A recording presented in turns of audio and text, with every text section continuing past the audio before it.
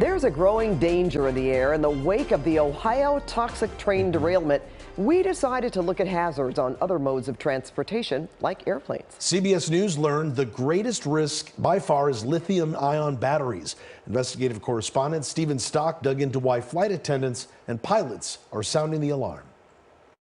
Think about this being your cell phone or laptop. Cell needs to get hot, and so There we go. It's failed, and you see some sparks coming out of there. That didn't take long. The explosion was so loud, so forceful, and so quick, it took us by surprise. That's the hazard that we want to communicate. The Fire Research Lab at the University of Texas at Austin showed us what happens when a cell phone battery overheats. Then, as they introduce a spark, it's the kind of explosion, while unlikely, that could happen at 30,000 feet. It can cause an accident that the aircraft crew and the airplane cannot manage. It's literally life and death. It is. Uniquely hazardous lithium-ion batteries provide their own fuel. Look how one continues to burn underwater. You can't put it out. It's a fire within the cell. So you've got fuel, oxygen, heat in the cell. All self-contained. All self-contained.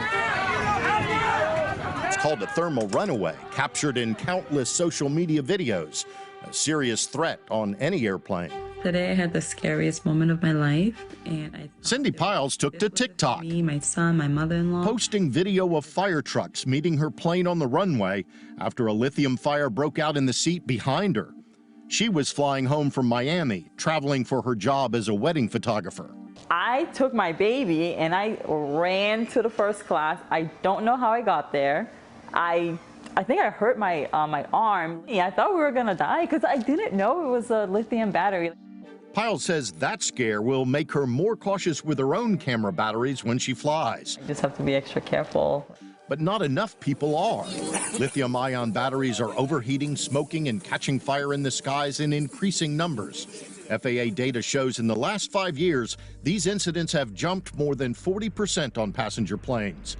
Since 2021, there's been an average of one lithium-ion battery mishap on an airplane somewhere in the U.S. at least once a week. Clear to land on 18 right emergency. Those most concerned, flight attendants and pilots. We talked to both. Okay, across 18 left. I know someone is not smoking on this aircraft. That was my very first reaction. Right. In March, flight attendant Christopher Lee rushed to put out a fire from a lithium battery-powered vape on Spirit Airlines. It was in a bag in the overhead bin. Smoke started filling the cabin. The fire, I saw the sparks, I saw the flames. Fellow flight attendants and passengers helped Lee put it out with a fire extinguisher. You're now seeing a lithium battery in full runaway.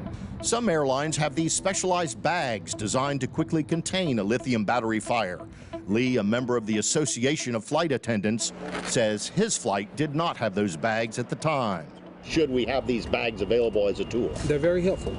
They would be very helpful to have. If I'm on another airplane and when something like that's going on, the passenger says, there's something going on with my phone or this, I know I'm going to think, I hope this airline has that bag to combat this. Dennis Tager represents the pilots union for American Airlines. He was surprised to learn from us that although some U.S. airlines, including his, carry fire containment bags, not all do. So far, the FAA doesn't require them. Make it the rule.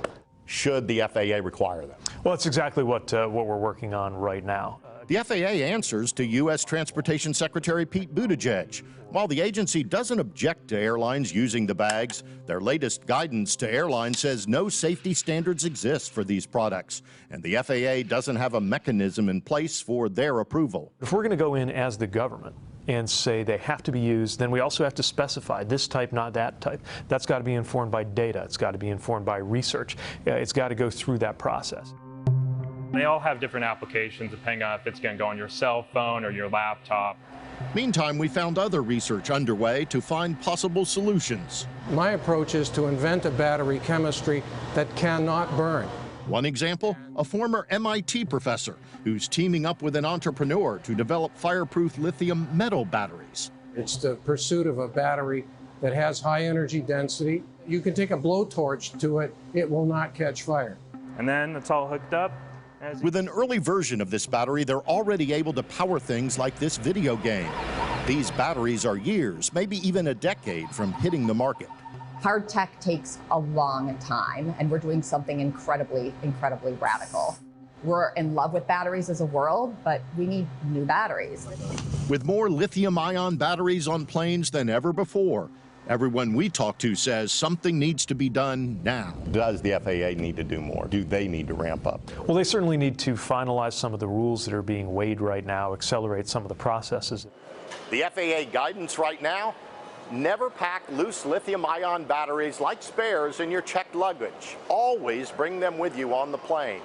As for your phone and laptop, try to protect them from becoming damaged or overheating. For example, don't let your phone slip between the seats. And if you're not using your laptop, it's always safer to turn it off. I'm Stephen Stock. Well, tomorrow at 5, we dive into transporting hazardous materials on roads and the safety solutions to avoid a mess.